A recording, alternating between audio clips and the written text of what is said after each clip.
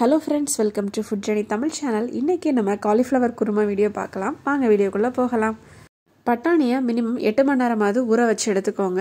ஊற வச்சு எடுத்த பட்டாணியை நான் இப்போ குக்கர்ல சேர்த்துக்கிறேன். பட்டாணிக்கு தேவையான அளவு உப்பு சேர்த்து 5 விசில் விட்டு எடுத்துக்கோங்க. நெக்ஸ்ட் நம்ம காலிஃப்ளவரை இந்த மாதிரி சின்ன சின்னதா கட் பண்ணி எடுத்துக்கலாம். குருமாக்கு கொஞ்சம் சின்ன சின்னதா இருந்தா தான் நல்லா இருக்கும். ரொம்ப பெருசா போட்ற வேண்டாம். இந்த மாதிரி கட் பண்ணி எடுத்துக்கோங்க. இத நம்ம வெந்நீர்ல போட்டு கொதிக்க வச்சு எடுத்துக்க போறோம். இப்போ தேவையான அளவு தண்ணி வச்சிட்டு இத நல்லா கொதிக்கணும்.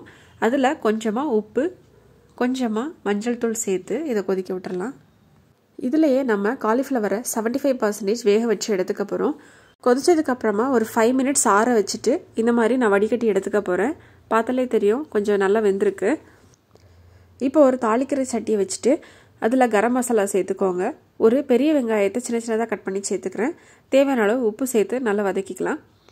வெங்காயம் வெந்ததுக்கு அப்புறமா இஞ்சி பூண்டு பேஸ்ட் சேர்த்துக்கோங்க. 1 ஸ்பூன் அளவுக்கு. நல்ல வாசனை போனதுக்கு அப்புறமா ஒரு பெரிய தக்காளியை சேர்த்துக்கோங்க.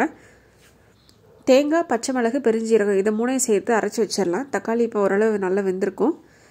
நெக்ஸ்ட் நம்ம இதுல மசாலா சேர்த்துக்க வேண்டியதுதான். வத்தல் தூள் 1 ஸ்பூன், மஞ்சள் தூள் கொஞ்சமா சேர்த்துக்கோங்க. மல்லித்தூள் 1 ஸ்பூன் முழுசா சேர்த்துக்கோங்க. சேர்த்துட்டு மசாலா வாசனை போற வரைக்கும் நல்லா வதக்கிக்கோங்க. இப்போ இது கூட நம்ம அரைச்சு வச்சிருக்கிற தேங்காய் பேஸ்ட்டை சேர்த்துக்கலாம். தேவையான அளவு தண்ணி இதிலேயே நீங்க சேர்த்துக்கோங்க.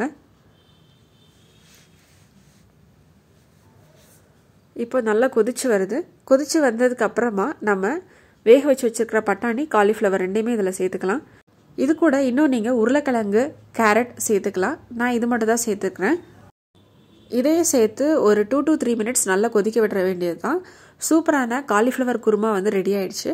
இந்த மாதிரி நீங்களும் உங்க வீட்டில் ட்ரை பண்ணி பாருங்க. இது இட்லி, தோசை, சப்பாத்தி, ரைஸ் எல்லாத்துக்குமே சூப்பரான காம்பினேஷன் தான். கடைசியா கொஞ்சமா மல்லி இலை போட்டு நம்ம ஸ்டவ் ஆஃப் பண்ணிட வேண்டியதுதான்.